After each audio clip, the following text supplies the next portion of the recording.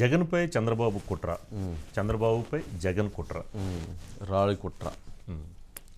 రాయి లేదా గురక రాయి లేదా పెద్ద రాయి లేదా ఇంత రాయి లేదా ఇంత రాయి లేదా అంత రాయి, ఏ రాయి అనేది ఇప్పుడు తేల్చాలి. లేదా ఆ దండకున్నటువంటి వెనకమాల ఉక్కు గీత పడితే ఎలా ఉండిద్దో ఇది. అంటే దీని మీద ఇప్పుడు అందరూ కూడా రీసెర్చ్ జరుగుతూ ఉంది. అంటే ఒక 9 దెబ్బలు ఎలా ఉంటాయి అనేది, దోక్కుపోతే ఏమైద్ది, ఇట్లా ఇదైద్ది, మొత్తం రఫ్ అయిద్ది. అదే గనక కత్తి తీసుకొని కోస్తే ఏమైద్ది, ఇట్లా పొడుగ్గా గీత పడిద్ది.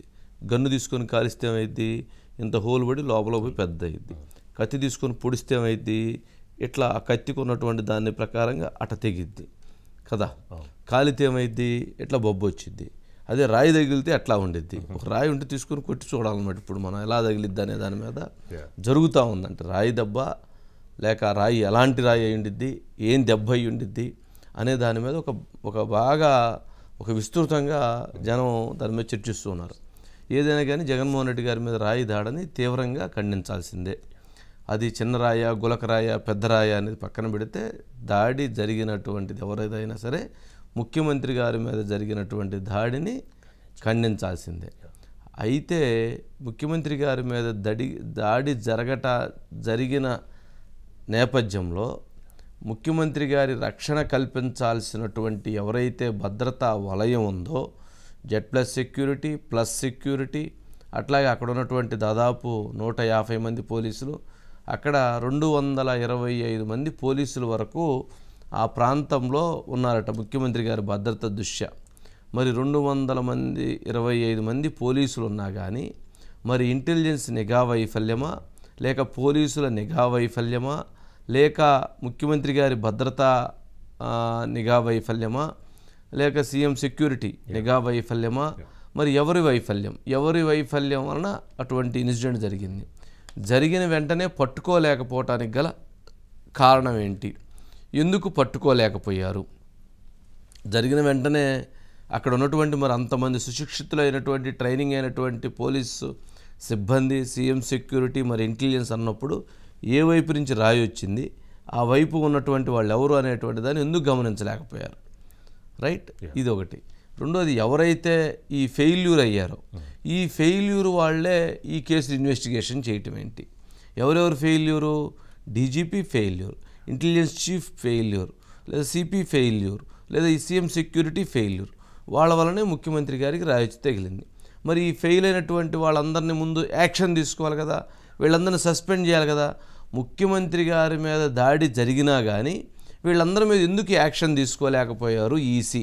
అసలు ఎన్నికల కమిషన్ అనేటువంటిది ఉన్నదా లేక లేదా, లేక వారు ఈ దాడిని వెరీ చిన్నదిగా చూస్తున్నారా? మా ముఖ్యమంత్రి గారి మీద దాడి జరిగితే వాళ్ళందరూ దానికి బాధ్యులైతే వాళ్ళ మీద ఎందుకు చర్యలు తీసుకోలేదు? అంటే ముఖ్యమంత్రి గారి మీద దెబ్బ తగిలినటువంటి విషయాన్ని ఈసీ అతి చిన్నదిగా చూస్తుందా ఏంటో నాకు అర్థం కావట్లా. ప్రతిపక్ష నేత మీద రాళ్ల దాడి జరిగితే ఈసీ పట్టించుకోదు, ముఖ్యమంత్రి గారి మీద రాళ్ల దాడి జరిగితే పట్టించుకోదు, యాక్షన్ తీసుకోదు.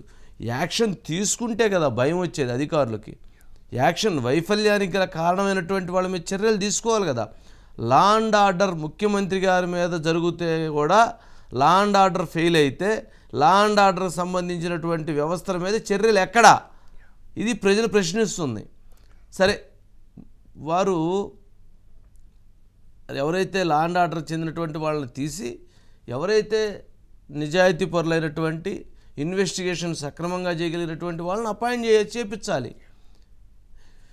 వారి లోపం వల్లనే దాడి జరిగితే వారు 24 గంటలు దాటినా కానీ పట్టుకోలేకపోతే మరి ఇంకెప్పుడు వారిని ట్రేస్ చేస్తారు? ఇది తేలాల్సినటువంటి అంశం. ఇది ఒకటి. నెంబర్ 2, ఇక్కడ అసలు భారతీయ జనతా పార్టీ అనేటువంటిది ఉందా లేదా? అసలు భారతీయ జనతా పార్టీ, సరే రాజకీయంగా మనం మాట్లాడుకున్నప్పుడు తెలుగుదేశం పార్టీ, జనసేన పార్టీ భారతీయ జనతా పార్టీని ఎందుకు కలుపుకుంది? అసలు వాళ్ళు వస్తే ఇక్కడేదో మొత్తానికి ఎలక్షన్ బ్రహ్మాండంగా సజావుగా చేయొచ్చు, యుద్ధాన్ని భయంకరంగా చేయొచ్చు అని చెప్పని అందుట్లో వీరులు, తోపులు, బాగా బలమైనటువంటి వాళ్ళు, ఢిల్లీలో బాగా ఎంత ఎత్తున ఉంది అన్నటువంటి వాళ్ళందరూ టికెట్లు ఇచ్చారు కదా.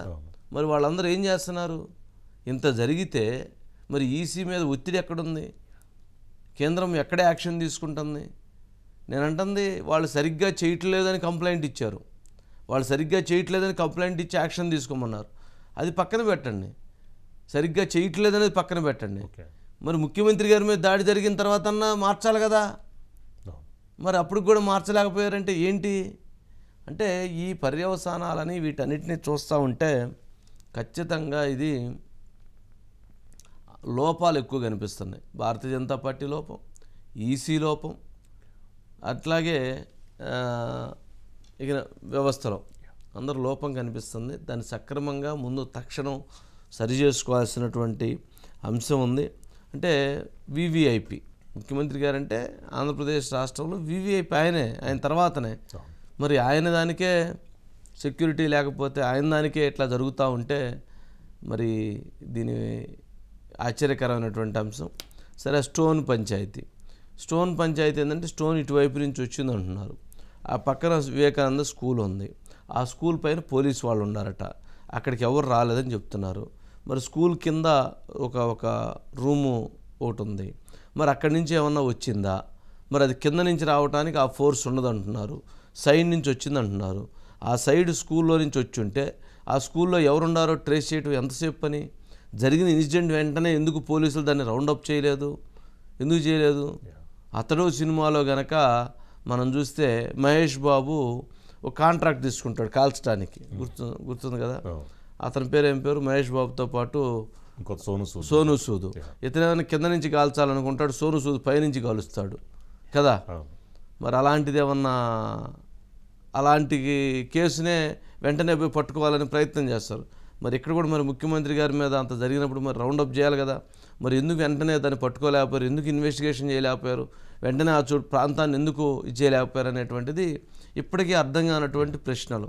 మరి కొంతమంది ఏమన్నా అసలు ఎయిర్ గన్ను వాడారంటున్నారు, కొంతమంది గన్నే వాడారంటున్నారు, కొంతమంది అది ఎక్విప్మెంట్ తెప్పించారని చెప్పి కొడాలి నాని వాళ్ళు చెప్తున్నారు. ఎక్విప్మెంట్ తెప్పించి దాని ద్వారా ఇది చేశారంటున్నారు. కొంతమంది క్యాట్ బాల్ అంటున్నారు. మరి ఏ బాలో, ఏ మిషనో, లేకపోతే గన్నో, లేకపోతే ఏమన్నా మరి వాడినటువంటి వాటి విషయంలో మరి 24 గంటలైనా కానీ పోలీసులు ఇన్వెస్టిగేషన్ ట్రేస్ చేయలేకపోయారంటే ఇప్పటికి కూడా చాలా కన్ఫ్యూజన్ ఉంది. ఇప్పటికైనా మరి దానిపైన త్వరితగతిన సమగ్రంగా విచారణ జరిగిద్దా లేదా అనేటువంటి దాని మీద మాత్రం చాలా ప్రశ్నలు ఉన్నాయి. లోపం అక్కడ ఉన్నటువంటి భద్రతా అధికారులది. మరి దాన్ని ఇప్పటి వరకు ఎందుకు ఇచ్చేయలేకపోయారు? విద్యుత్ తీశారు అని అంటే సిపి గారు ఏమంటారంటే పైన కరెంటు వైర్లు ఉన్నాయి, అందుకని విద్యుత్ వైర్లు తీశారంటారు. విద్యుత్ వైర్లు తీయటనేటువంటి దానికి మరి ఆ రూటు కాకుండా మరి వేరే రూట్లో పెట్టుకోవాలి కదా. సీఎం గారు వస్తున్నప్పుడు దానికి ప్లానింగ్ ఉండాలి కదా. కానీ మేము పవర్ తీసామంటున్నారు. ముఖ్యమంత్రి గారు వెళ్తుంటే రోడ్డు మీద ఉన్న చెట్లు మొత్తం నరికేస్తున్నారు. ఎందుకు? చెట్లు కూడా ఉండటానికి లేకుండా. అంత భద్రత, అంత సెక్యూరిటీ ఇచ్చేటువంటి వాళ్ళు మరి కరెంట్ లేకుండా అటు సింగనగర్ ఆ రోడ్లోకి మరి ఎలా తీసుకొస్తారండి? ఎలా తీసుకొచ్చారు? ఈ చాలా ప్రశ్నలు ఉన్నాయి దీంట్లో. మరి వీటన్నిటికీ మరి సమాధానం చెప్పాలి. మరి సిపి గారు అయితే ఇప్పుడు ఎవరైతే వ్యక్తి యొక్క ఆచూకీ, ఏ వ్యక్తి రాయి విసిరిన వ్యక్తి యొక్క ఆచూకీ కనుక తెలిపినటువంటి వాళ్ళకి 2 లక్షల రూపాయలు ఇస్తా అన్నారండి. 2 లక్షల రూపాయలు. ఏదన్నా ఎవరన్నా చెప్పాలి అనుకుంటే ఒక 20 లక్షల రూపాయలు ఇస్తారంటే ఎవరన్నా వచ్చి చెబుతారు. 2 లక్షలకి ఎవరన్నా వచ్చి చెబుతారండి? మరి గోప్యంగా ఉంచుతామంటున్నారు. కానీ అంటే అది ముఖ్యమంత్రి గారి స్థాయిని తగ్గించడం. ఏది 2 లక్షల రూపాయలు అనేటువంటిది. 10 లక్షలు పెడితే ఎవరన్నా ఉంటే వాళ్ళు వచ్చి చెప్తారు, లేదా 20 లక్షలు పెడితే చెప్తారు. అంటే కేసుని వేగంగా ముందుకు తీసుకెళ్ళాలి అని అనుకుంటే దీనికి ఒక రకమైనటువంటి దర్యాప్తు ఉంటుంది. కేసుని వేగంగా ముందుకు తీసుకెళ్లాలని అనుకోవట్లేదు. ఎందుకు అని అంటే అది ఎవరన్నా ఆకతాయి వేస్తేనో, లేదా గంజాయి తాగినటువంటి వ్యక్తి ఎవరన్నా వేస్తేనో, లేకపోతే దీని వెనక ఇంకేదైనా కుట్రకోణం ఉందంటేనో, లేదా ప్రతిపక్షాలు విమర్శించినట్టు కోడికత్తి లాంటి సంఘటన ఏమన్నా ఉందంటేనో, లేక ఇంకొక నేతలు విమర్శించినట్టు అక్కడ ముందుగానే ప్లాన్ ప్రకారం జరిగింది, అందుకని 5 నిమిషాల్లో దానికి కావాల్సిన విధంగా మీడియాలో ప్రయత్నంగా ఇచ్చేశారు అని చెప్పినట్లుగానే తేలాల్సినటువంటిది ఉందనో, ఇట్లాంటివి తొందరగా తేలాలి కదా. మరి ఈ సభలు ఎప్పుడు కూడా ఈవినింగ్ కల్లా క్లోజ్ అండి, కానీ ఈసారి మాత్రం నైట్ కూడా కంటిన్యూ చేశారనేది అది కూడా విపక్షాలు ఆరోపిస్తున్నాయి. మామూలుగా అదేదో ఇంత ఉందో అదే అంటే సరే. అజిత్ గారు ఉన్నారని. అజిత్ గారు, వంశీ గారు గుడ్ ఈవినింగ్. గుడ్ ఈవినింగ్ అండి. అసలు ఎవరి మీద కుట్ర చేస్తున్నారండి ఇప్పుడు రాయి దాడి విషయంలో? సరే ఎవరన్నా వేసి ఉండొచ్చు, దాని విషయంలో జగన్మోహన్ రెడ్డి గారు ఏమైనా వెంటనే ఇదంతా కూడా జగన్మోహన్ రెడ్డి గారు చంద్రబాబు నాయుడు గారు కుట్ర అంటున్నారు. ఇటు చూస్తేనేమన్నా చంద్రబాబు నాయుడు గారి మీద వేసి రాయి దాడి మీద జగన్మోహన్ రెడ్డి గారి కుట్ర అంటున్నారు. నిన్న పవన్ కళ్యాణ్ గారి మీద రాయి విసిరారన్నారు, కానీ పవన్ కళ్యాణ్ గారు మాత్రం రాయి విసరలేదని చెప్పని వాళ్ళు తేల్చారు. సరే బైట్స్ ఉన్నట్టుంది అజిత్ గారు, ఒకసారి బైట్స్ ప్లే చేయండి. బైట్స్ అండి.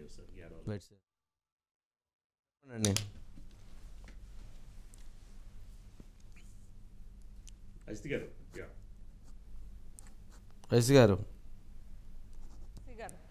ఒకటి సరే అంటే నిన్న జరిగిందంతా కూడా మనం చూసాం. మొన్న రాత్రి వైఎస్ జగన్మోహన్ రెడ్డి గారు వారధి నుంచి విజయవాడలో అడుగుపెట్టినప్పటి నుంచి కూడా అడుగడుగునా పవర్ కట్ వంశీ గారు. జనరల్గా మనం ఇంతకుముందు అనుకున్నట్లుగా కనీసం పట్టపగలు వెళ్ళే అప్పుడు కూడా అటు ఇటు చెట్లున్నా కానీ ఒప్పుకోరు. అదేవిధంగా పరదాలు కట్టుకొని అత్యంత పకడ్బందీగా వెళ్ళే, దాంతోపాటు లక్షల మంది అటెండ్ అయ్యారని చెప్పుకునే సిద్ధం సభల్లో కూడా చాలా ఆర్గనైజ్డ్గా ఉంటుంది వంశీ గారు. మనం చూసాం అంటే ఒకవైపు జనము, తర్వాత మధ్యలో ర్యాంపు, ఆ ర్యాంపుకి ఇంత దూరంలో అలా చాలా ఆర్గనైజ్డ్గా ఉంటుంది. చుట్టూ కూడా భద్రతా సిబ్బంది. వైఎస్ జగన్మోహన్ రెడ్డి గారికి ముఖ్యమంత్రి కాకముందు కూడా ఆ లెవెల్ సెక్యూరిటీ అనేది వాళ్ళు ఎప్పుడు కూడా దాన్ని మెయింటైన్ చేసుకుంటారు వంశీ గారు.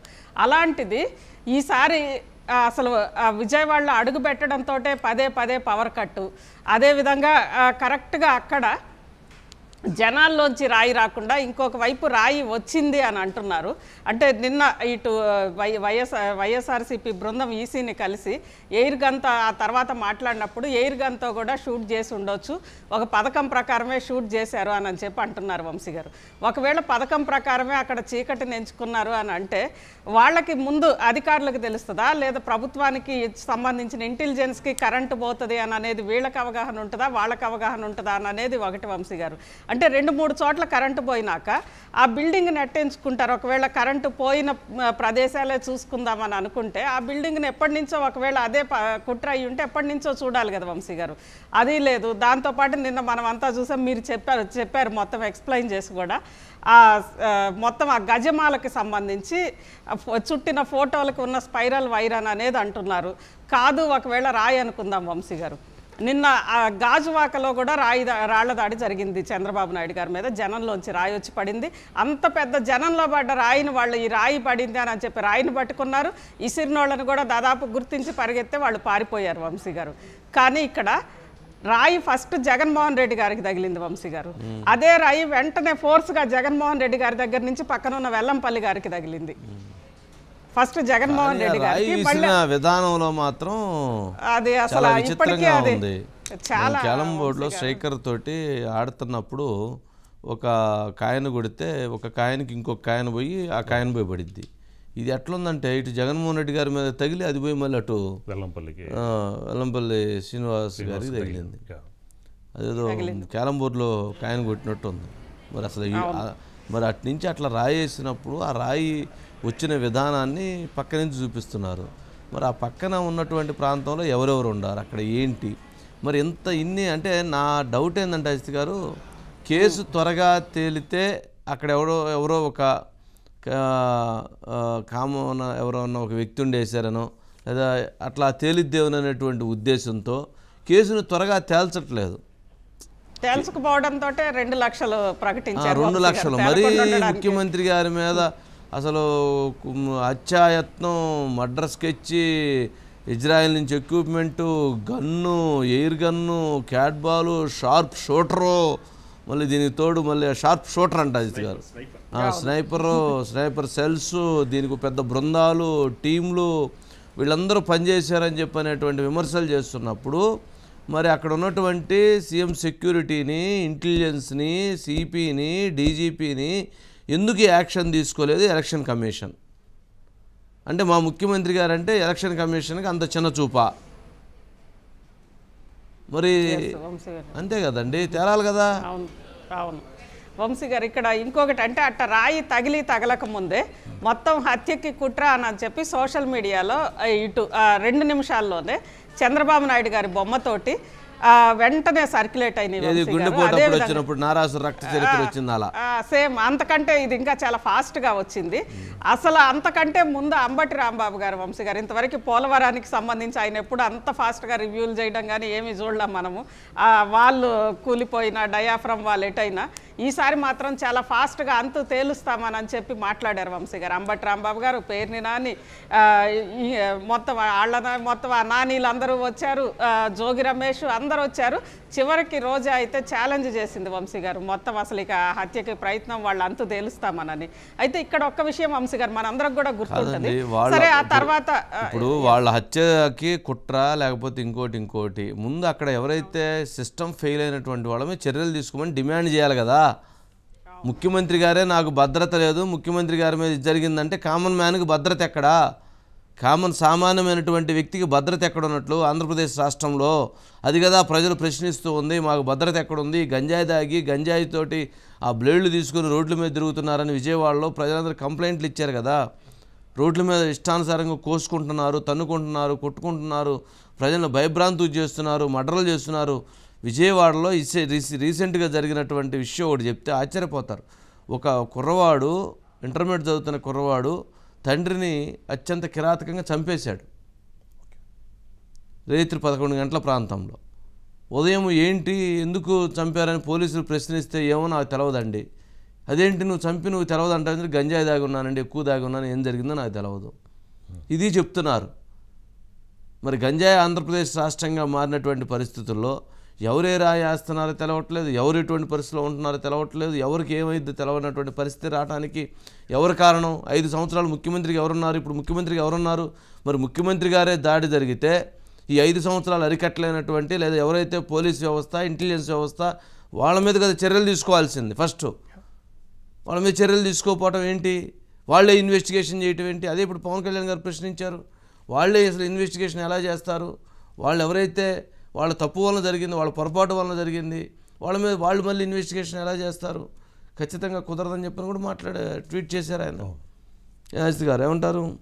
అవును, ఖచ్చితంగా వంశీ గారు. ఇక్కడ ఇంకొకటి కూడా ఉంది. అసలు అంటే రాజ్యాంగం మీద ప్రమాణం చేసి రాజ్యాంగ ప్రకారం వచ్చిన ముఖ్యమంత్రి గారు కానీ వీళ్ళు చివరికి ముఖ్యమంత్రి గారు కూడా ఎంత తెలివిగా ఈరోజు మాట్లాడారంటే ఇదేదో కుట్ర జరిగింది, జనరల్గా కుట్ర జరిగిందంటే ఫస్ట్ వేళ్ళెత్తి చూపించేది డీజీపీ లేదంటే ఇంటెలిజెన్స్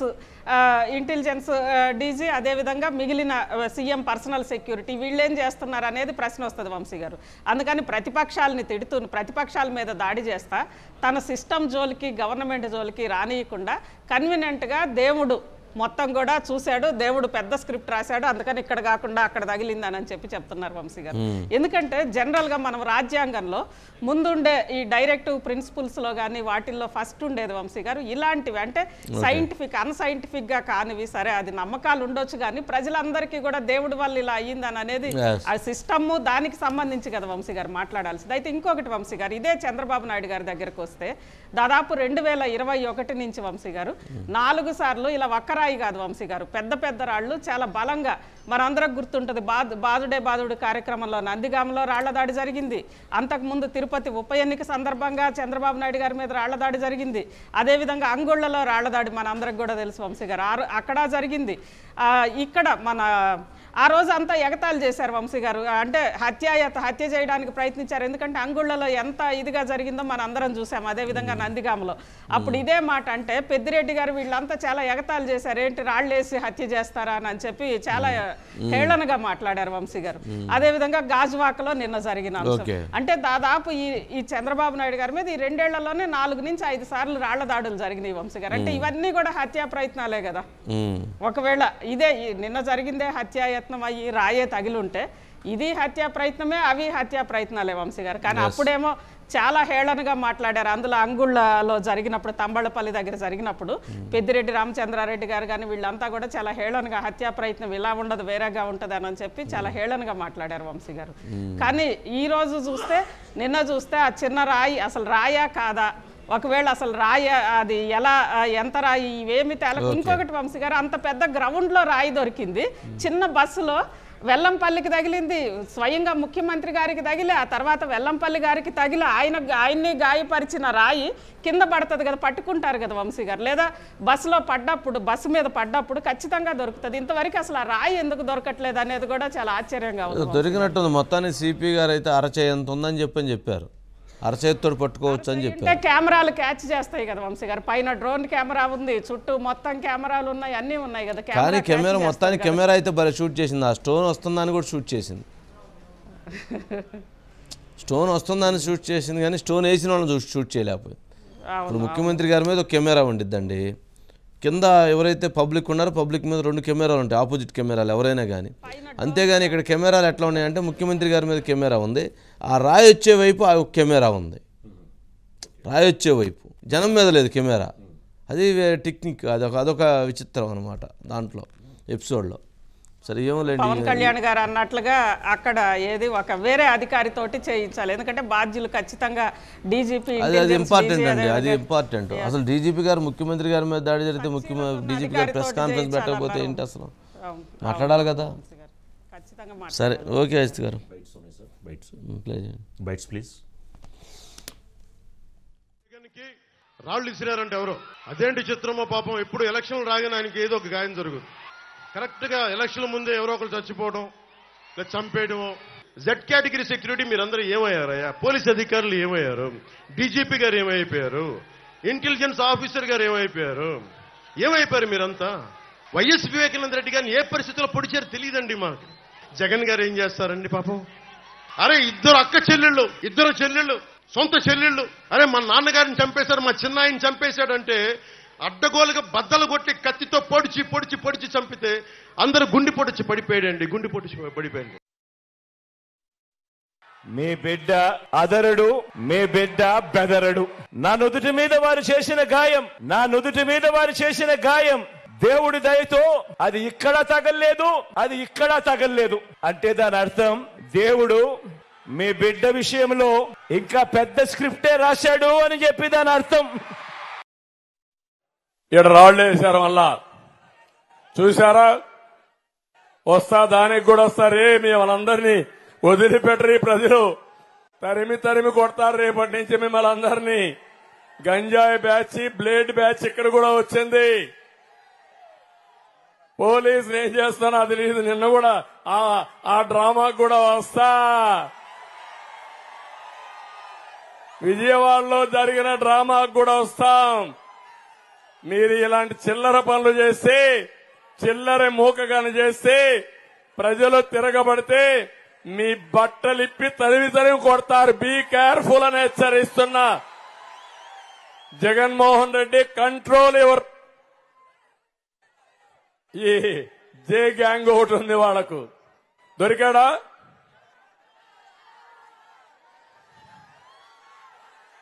లేదా? దొరికినట్లేడు. ముందు రాళ్ళేశారమ్మా. ఏంటయ్యా నవ్వుతున్నారు? బాధపడి దెబ్బలు తగిలి నా ప్రాణం పోయే పరిస్థితి వస్తుంది. ఆ పిల్లాడు 6 నెలల పిల్లాడు రాయేసి కొట్టాడు. ముఖం మీద, ముక్కు మీద, అన్నిటి మీద దెబ్బలు తగిలినాయి. ఓ ప్రజలారా నాకు ఓట్లేయండి. ఈ పిల్లాడు నన్ను కొట్టబోయాడు, చంపబోయాడు. ఈ పిల్లాడి మీద 307 వేయండి. వీలైతే చంద్రబాబు గారిని, లోకేష్ బాబు గారిని కూడా జైల్లో పెట్టించండి. మీకేం పడింది గాయం? ఏదో చిన్న గీత గీసుకుని షోయింగ్ చేస్తాం తప్ప, నాటకాలు ఆడతాం తప్ప. కుటుంబ సభ్యులు అవ్వచ్చు, లీడర్లు అవ్వచ్చు, ప్రతి ఒక్కరు కూడా వాళ్ళ ప్రాణాలని వాళ్ళు కాపాడుకోకపోతే ఈ జగన్మోహన్ రెడ్డి యొక్క అధికారం కోసం ఎవరైనా బలవచ్చు. వాళ్ళ సొంత బాబాయిని, వాళ్ళ చెల్లి ఎలా గీపెడుతుందో చూస్తున్నాం కదా మనం. ఎలా గీపెడుతుందో పాపం. ఆమె రోదనే ఆయన చెవులకి ఎక్కటల్లా. ఈరోజు విజయమ్మ గారు కూడా కొడుకుతో పాటు తిరగాల్సినటువంటి ఆమె అమెరికా వెళ్ళిపోయిందని అంటున్నారు. భూమి మీద ప్రాణం లేకుండా పోతామని భయంతో వెళ్ళిపోయిందా? ఎందుకు వెళ్ళిపోయింది అనేది కూడా ఒక అనుమానం. అది సరే ఇవన్నీ ఏదో విమర్శలు చేస్తుంటారు. పొలిటికల్ విమర్శల గురించి మనం మాట్లాడలేం. వైసీపీ వాళ్ళు చేస్తున్నారు, టీడీపీ వాళ్ళు చేస్తున్నారు. సరే అనిల్ ఉన్నారు sir. Good evening sir. Good evening Anil. ఏంటి మొత్తానికి మరి తెలుగుదేశం పార్టీ ఏం భావిస్తుంది? అసలు రాయి దొరికిందా? చంద్రబాబు నాయుడు గారి మీద వేసిన రాయి దొరికింది, మరి జగన్మోహన్ రెడ్డి గారి మీద వేసిన రాయి ఇంకా దొరికిందో దొరకలేదు. సిపి గారు స్పష్టంగా చెప్పలేదు, కానీ అరచేయంత రాయి అని చెప్పారు. ఏంటి అసలు ఏంటి దీని మీద ఏమంటున్నారు?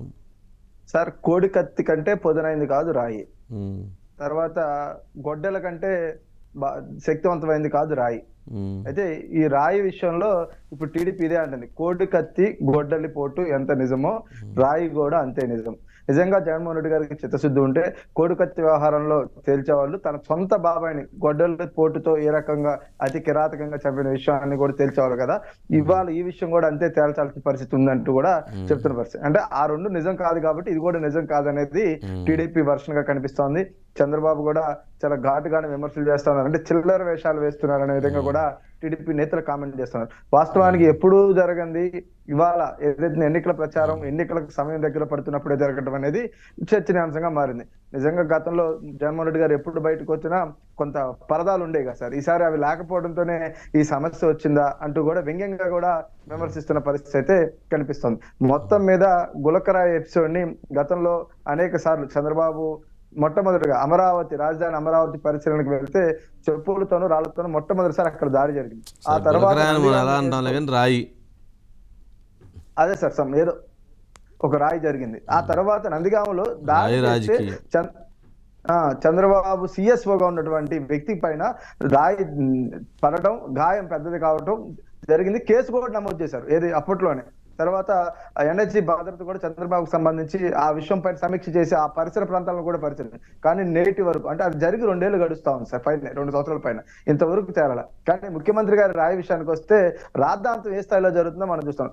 అంటే రాయి వేయటం అనేది ఖచ్చితంగా తప్పే, ప్రజాస్వామ్యంలో వీటన్నిటిని ఖండించాల్సిన పరిస్థితి. కానీ హక్కులు అనేవి అందరికీ సమానంగా ఉంటాయి కదా సార్. ఆ హక్కుల విషయంలో కనుక మనం పరిశీలిస్తే ఒకరికి ఒకలాగా, ఎందుకంటే ఆ రోజు ఎవరైతే ఉన్నారు చంద్రబాబు పైన జరిగిన రాళ్ల దాడికి సంబంధించి కావచ్చు, నిరసన విషయంలో కావచ్చు, అప్పుడు ఇప్పుడున్న మంత్రులు అప్పుడు గతంలో పనిచేసిన మంత్రులు ఏం మాట్లాడారు అవన్నీ ఈ రోజు బయటకు వచ్చే వాళ్ళకే వైసీపీ ఉక్కిరి బిక్కిరి అవుతా ఉంది. అంటే సమాధానం చెప్పుకోలేని స్థితి, సానుభూతి కోసం ప్రయత్నం చేస్తే విమర్శలు పాలవటం కాదు, అబాస్ పాలయ్యే పరిస్థితి సోషల్ మీడియా. లేదా ఒక సినిమా డైలాగ్ ఉంటుంది సార్ మహేష్ బాబు, మనం ఇట్లా మాట్లాడిని అటు పోవుగా స్విచ్ నొక్కితే బయటకు వస్తాయి అంటూ కూడా. అంటే గతంలో ఎవరైతే ఉన్నారో ఆ రోజు కొడాలి నాని మొదలుకొని అంబటి రాంబాబు వరకు పేరు నాని ఇక అనేక మంది వారు మాట్లాడిన చంద్రబాబు పైన కావచ్చు, పవన్ కళ్యాణ్ పైన దాడికి సంబంధించిన విషయాలలో వారు మాట్లాడిన మాటలు, అప్పుడు నాటి డీజీపీ గారు ఏదైతే స్వేచ్ఛ గురించి హక్కుల గురించి మాట్లాడిన మాటలు అవన్నీ తెరపైకి వచ్చి కౌంటర్ చేస్తున్న పరిస్థితి. అంటే ఏదైతే సోషల్ మీడియానే ఈ రోజు జగన్మోహన్ రెడ్డి గారి పైన జరిగిన దాడిని ఖచ్చితంగా ప్రతిపక్షాలకు అంటకుండా చేసింది. దానికి అందరికి కారణం ఏంటంటే అప్పుడు ఇవాళ ఎవరైతే మంత్రులు గాను గతంలో పనిచేసిన వ్యక్తులు ఉన్నారో వారి మాటలే వారికి వాళ్ళ విరుద్ధంగా కనపడే పరిస్థితి. అయితే తెలుగుదేశం మాత్రం చంద్రబాబు దాడిని ఖండించారు, బాధ్యులపైన చర్యలు తీసుకోవాలన్నారు, ఏకంగా సిబిఐ విచారణ జరగాలన్నారు. ఇంకా రాష్ట్ర ప్రభుత్వం సిట్టు వరకు ఆగింది, కాదు సిబిఐ విచారణ జరగాలనేది చంద్రబాబు డిమాండ్ గా ఉంది. ఎందుకంటే అసలు దోషులు ఎవరో తేలాలి, కథా స్క్రీన్ ప్లే ఎవరిదో తేలాలి, దీని వెనక వ్యూహకర్తలు ఎవరో బయటికి రావాలనేది టీడీపీ ఆలోచన. ఎవరైతే ఉన్నారో ముఖ్యమంత్రి గారి భద్రత చూసేటటువంటి ఇంటెలిజెన్స్ వ్యవస్థ కావచ్చు, లేదంటే రాష్ట్ర డీజీపీ కావచ్చు, ఖచ్చితంగా బాధ్యత వహించి పక్కకు తప్పుకోవాలనేది ఒకటైతే, ఈసీ ఖచ్చితంగా వీరిపైన చర్యలు తీసుకోవాలంటూ కూడా ఎన్నికల సంఘానికి కూడా ఫిర్యాదు చేసిన పరిస్థితి. అంటే ఓవరాల్ గా రాజకీయం అయితే ఖచ్చితంగా ఆంధ్రప్రదేశ్ లో ఒక రకంగా చెప్పాలంటే ఫన్నీ గేమ్ గా నడుస్తాం సార్. ఇది దీని మీద పెద్ద సీరియస్ గా చర్చ అయితే లేదు. ఎందుకంటే ఇందాకే పవన్ కళ్యాణ్ గారు మాట్లాడుతూ చూసాం, నాన్న పుల్లి కథ మనం చిన్నప్పుడు చదువుకున్నాం. ఆ సామెత ఒకసారి మాత్రమే లేదా 2 సార్లు మాత్రమే ఉపయోగపడుతుంది. కానీ ఎన్నికల స్టంట్ కి ప్రతిసారి దాన్ని వాడుకోవాలంటే ఆ రోజు కోడి కత్తి కావచ్చు, తర్వాత బాబాయ్ గొడ్డల పోటు కావచ్చు, ఈ రోజు గులకరాయి దాడి కావచ్చు, ఏదైనా సరే ప్రజలు అర్థం చేసుకున్నారు, ఆలోచన మార్చుకున్నారు అనేది అయితే తెలుగుదేశం పార్టీ భావిస్తా ఉంది. ఆ రకంగానే వాళ్ళు ముందుకు వెళ్తా ఉన్నారు. ఎక్కడా పెద్దగా సీరియస్ గా తీసుకోవాలి ఈ అంశాన్ని. నిజంగా తెలుగుదేశం పార్టీ పైన ప్రతిపక్షాల పైన కొంత నెట్టే ప్రయత్నం అధికార పక్షం చేసినప్పటికీ అది వారికి అంతగా ఆపాదించలేకపోయారనే భావన కూడా కలుగుతుంది. ఇందాక దీని అందరికీ కారణం అంటే గతంలో వివిధ సందర్భాలు వాళ్ళు చేసిన వ్యాఖ్యలే వాళ్ళకి తిరిగి కౌంటర్ అయ్యాయి. దాన్ని కౌంటర్ చేసుకోవాల్సిన పరిస్థితి కూడా కనిపిస్తా ఉంది. అంటే ఈ మొత్తం వ్యవహారం పైన కొంత టీడీపీ అయితే ఆలోచన చేస్తుంది కానీ సీరియస్ గా దృష్టి పెట్టలేదు. కానీ కౌంటర్ చేసే విషయంలో చంద్రబాబు చాలా సూటిగా నేరుగా ముఖ్యమంత్రి గారిని అదేవిధంగా అధికార వ్యవస్థను కూడా ప్రశ్నిస్తున్న పరిస్థితి కూడా మనం చూసాం. చిల్లర వేషాలుగా కూడా వాళ్ళైతే అభివర్ణిస్తా ఉన్నారు.